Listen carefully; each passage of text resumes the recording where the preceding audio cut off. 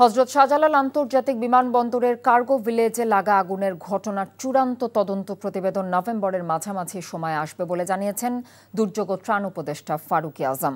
রাজধানী সচিবালয়ে আয়োজিত তদন্ত কমিটির বৈঠক শেষে তিনি এসব কথা জানিয়েছেন।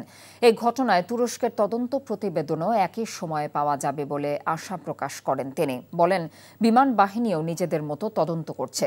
পূর্ণাঙ্গ প্রতিবেদন পাবার আগে কিছুই বলা যাচ্ছে না। কার্গো ভিলেজে রাখা অস্ত্র চুরি যাবার বিষয়ে তিনি বলেন, প্রায় সকল মালামালি আগুনে পুড়ে গেছে, তাই কোনো কিছু পাওয়া না গেলে সেটি যে চুরি হয়েছে তাও নিশ্চিত করে বলা যাচ্ছে না। তুরস্ক থেকে একটা টিম এসেছিলেন, তারা পুরা ঢাকা বিমানবন্দরের ফায়ার ইনসিডেন্ট তারা তদন্ত করেছে। এটা আমরা আশা করছি আগামী 15-20 দিনের মধ্যে আমরা এটা জানাতে পারবো। কেপিআইগুলোতে যাতে এই ধরনের ইনসিডেন্ট রোকা যায়, তার জন্য পর্যাপ্ত ব্যবস্থা সরকারের পক্ষ থেকে নেওয়া হয়েছে।